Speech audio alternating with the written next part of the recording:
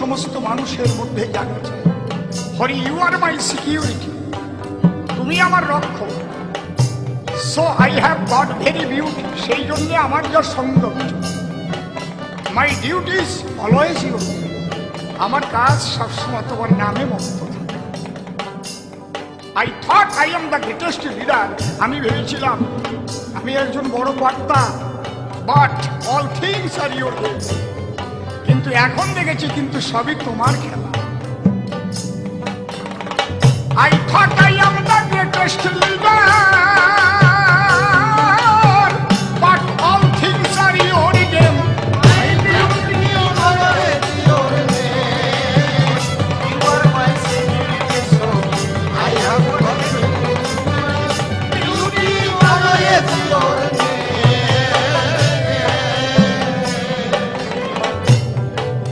Have given my soul and my best health. You have given me one worldly oil. এর অর্থ কি? You have given my soul, তুমি দিয়েছো আমার আত্মা, and my best health, আমার এই সুন্দর দেহ। কারণ মা বাবা যে বিন্দু, সেই মা বাবার সত্তা মিলনের মধ্যে যে সিন্ধু ছিল, তোমার কৃপায় সেই বিন্দু থেকে আজ আমি দেহ পেয়েছি। যেদিন বাবা গিয়েছিলেন মায়ের কাছে, সেদিন নৈশ শান্তি নিকেতনে মিলন রসাস্বাদনে মাতা পিতা দুজনে হয়েছিলেন মিলন। মত্ত হয়ে মিলন রসে পিতার পিতৃসত্তা নেমে এসে মাতৃগর্ভাবাসে দুই সত্তার ঘটেছিল মিলন। মায়ের 4, বাবার 4, গুরুর দিয়ে 10, 18 মোটাবের তত্ত্বে ফেরে মানুষ। কেউ কি বলতে পারে কিভাবে একটা বিন্দুর ভিতরে এই মাথাটা লুকানো ছিল, এই চোখ ছিল, কান ছিল, নাক ছিল, হাত ছিল, দাঁত ছিল, উরু ছিল, ভুরু ছিল, এত শক্ত হাড় ওই কোমল বস্তুর মধ্যে কোথায় লুকানো ছিল? কোন বৈজ্ঞানিক বলতে পারবে? কেউ এর জবাব দিতে পারবে? যারা নাস্তিকবাদী তারা বলছে এটা প্রাকৃতিক নিয়মে হয়। বাবা, নিয়মটা না থাকলে নিয়ম শব্দটাই তৈরি হতো। একজন নিয়মটা, একজন নিয়ামক আছে, তিনি আমার সিকিউরিটি। তাই শ্রী ঠাকুর বাবা পাগলা বলতেন, তুমি যদি তার উপর সারেন্ডার করতে পারো, তিনি তোমার সার্ভেন্ট হয়ে সবকিছু করে দেবেন। তাহলে তিনি আত্মা, তিনি আমার দেহ সৃষ্টির কর্তা, সব সত্তা তার। তাই আমার গান, You have given my soul and my best health. You have given me all worldly wealth. You are very charitable man, no other can be the same. My beauty is always your name. Hori, you are my soul. I have got beauty is always your name. Your beloved sons were Golok and Tarok, Oshini and Mohanando, whose out to Islam. এই কথার অর্থ কি? Your beloved sons were Golok and Tarok, তোমার সবচেয়ে প্রিয় ভক্ত, প্রিয় সন্তান গোলক তারক। হ্যাঁ, Your beloved sons were Golok and Tarok, R K? Oshini and Mohanando, whose out to Islam.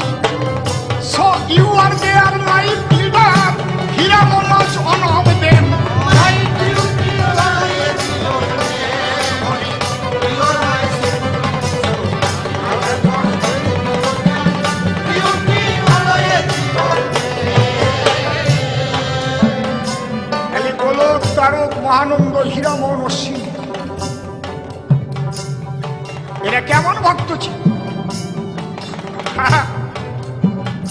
Ashwini গোসাই অত্যন্ত দরিদ্র ছিল। বাড়িতে গেলে থালায় করে কাউকে ভাত দিতে পারত না, গলার পাতা কেটে এনে মত্ত হতো। মানুষের সেবার কাজ। একদিন অশ্বিনীকে ধরে নিয়ে বাবা গুরুচাঁদের কাছে গিয়ে ভক্তগণ বলছে, বাবা যে তোমার নাম করে তুমি এত কষ্ট দেও তারে, তুমি কি দেখো না অশ্বিনী কত কষ্টে থাকে ঘরে। গুরুচাঁদ বলেছিল, তোরা তো কথাটা বলেছিস ভালো, অশ্বিনী যখন এলো বল না ওরে কি বাসনা ওর অন্তরে, ও যাহা চাবে তাহা পাবে, আমি দেব। সবাই অশ্বিনীকে ধরে বলছে, চাও চাও আজ, চাও আজ বাবার ধারে, যাতে তোমার সমস্ত দুঃখ দুর্দশা যায় দূরে। অশ্বিনী গোসাই একতারা হাতে নিয়ে গুরুচাঁদের চরণ তলে গিয়ে বসে দু চোখের জল ছেড়ে দিয়ে তখন গান ধরেছিল, তুমি বাসো বানা বাসো ভালো, তাতে আমার দুঃখ নাই, আমি তোমাকে বাসিব ভালো, এই ভিক্ষা চাই। হে ঠাকুর, তুমি আমাকে ধন দিয়ে আবদ্ধ করো না, তাহলে আমার শুদ্ধ ভক্তি নষ্ট হয়ে যাবে। তুমি ভালো না বাসলেও আমি যেন তোমাকে ভালোবাসতে পারি, তুমি আমাকে এই সম্পদ দাও। হে প্রভু, আমি যেন তোমার চরণ ছাড়া না। দেখেছেন ভক্ত কাকে বলে? এই গুরুচাঁদ ঠাকুর একদিন সব ভক্তদের ডাক দিয়েছে। ওরাকান্দিতে রাসের মেলা হতো খুব বড় করে। রাসের পরে ডাক দিয়ে বলেছে সব ভক্তদের, তোরা আয় আমার ধারে, তোরা তো জীবন ভরে আমার পূজা করিস, আমার বাবা হরি ঠাকুরের পূজা করিস, তোরা আমার কথা নিস। আজ আমার মনে আছে, ভাবো আমি পরাণ ভরে আজ তোদের চরণে অর্ঘ্য দেব, তোদের পূজা। গুরুচাঁদ যখন পূজার অর্ঘ্য আনতে গেল, সব ভক্তরা দূরে সরে গিয়েছে, অশ্বিনী একা বসে আছে। গুরুচাঁদ ঠাকুর এসে দেখছে কেউ নেই। আরে এ অশ্বিনী, সবাইকে দূরে চলে গেল কেন বলতো শুনি? বলছে, বাবা ওরা বলছে তোমার পূজা কারো নেওয়া সম্ভব না। বলে, তুই যে বসে আছিস? বলে, আমি কি করে যাব বাবা? কেন? তুমি নিজে মুখ দিয়ে বলেছো তুমি পূজা দেবা। আমিও যদি চলে যাই তাহলে তোমার মুখের বাক্য নষ্ট হয়। যদি তোমার পূজা গ্রহণ করে আমি নরকেও যাই, তাও তোমার বাক্য ঠিক থাকুক প্রভু। আমি নরক ভয় পাই না, আমি স্বর্গ চাই না, তুমি সুখে থাকো, তুমি যাতে সুখে থাকো অশ্বিনী শুধু তাই চায়। তখন গুরুচাঁদ ঠাকুর কথা দিয়েছিলেন, হে ভক্তগণ, তোমরা আমার বাণী করো শ্রবণ। আমার অশ্বিনীর 3খানা গান পরপর যেখানে হবে এবং হরিনাম নিয়ে মাতাম দেবে, আমি আর আমার বাবা কথা দিলাম সেখানে আমরা উপস্থিত থাকবো। ভগবানকে একমাত্র ভক্তির দ্বারাই বলা হয়। Your beloved sons are Golo and Taro, Oshini and Mohanando, who's out to Islam.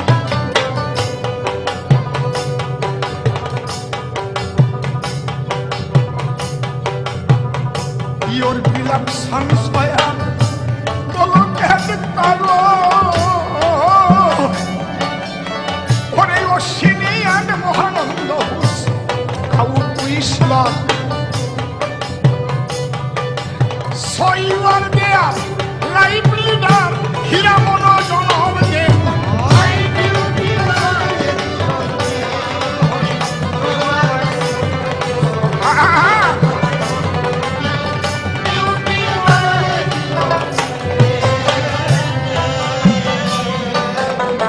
বাবা নির্মল বড় দুঃখ লাগে, ব্যথা লাগে।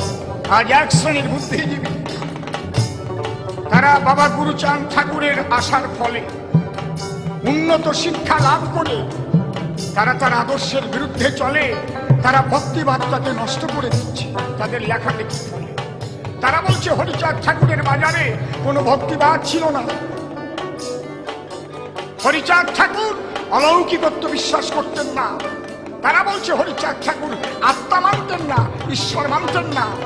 এই পুস্তকগুলি পুড়িয়ে ছাই করে দেওয়া উচিত। হ্যাঁ, আমি একটা কথা বিশ্বাস করি, শোনো বিশ্বের নরনারী, হরিচাঁদ গুরুচাঁদের দুটো দিক ছিল, একটা আধ্যাত্মিক চেতনা আর একটা জাগতিক উন্নতি। শিক্ষার দ্বারাই মানুষকে উন্নত করা, কিন্তু শুধু শিক্ষার দ্বারাই মানুষ কখনো মানুষ হয় না, তার সঙ্গে আধ্যাত্মিক চেতনা যদি যুক্ত না হয়। এই জন্য প্রতিটি সংসারে সন্তানদের জাগতিক শিক্ষার সঙ্গে সঙ্গে অধ্যাত্ম চেতনা যাতে বাড়ে, তার জন্য একটা সৎ গুরুর শরণ নেওয়ানো দরকার।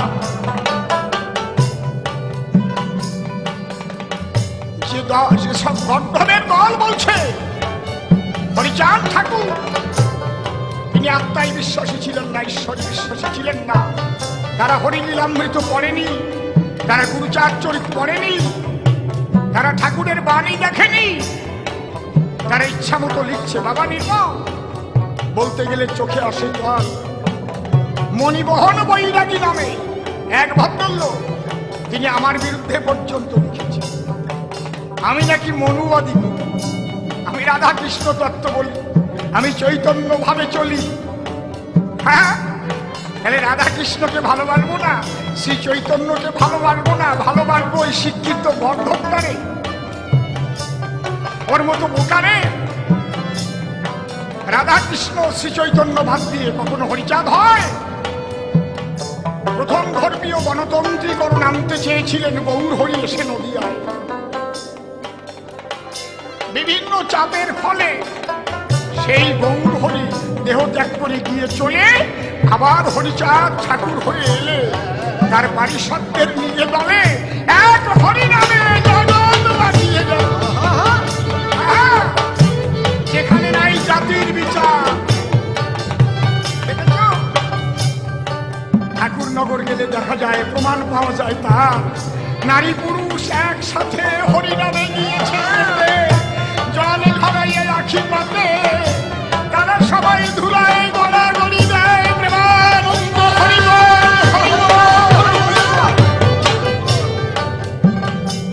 তারা আসে কেন রে? আন্দামান থেকে আসে, উড়িষ্যা থেকে আসে, বিহার থেকে আসে, ছত্তিশগড় থেকে আসে, মহারাষ্ট্র থেকে আসে, মধ্যপ্রদেশ থেকে আসে। তারা এসে হরি বলে চোখের জলে ভাসে রে। ওরে, যদি কিছু না পেত তাহলে তারা কি আর এই রৌদ্রের মধ্যে টনকা নিয়ে হরিবল হরিবল বলে দৌড়াতো? হরিনাম করো আর শিক্ষার দ্বারাই জীবনকে করো, তাই না হলে তুমি পিছিয়ে। এক শ্রেণীর মানুষ তোমার মাথার পরে কাঁঠালে রেখে জীবন ভরে বসে।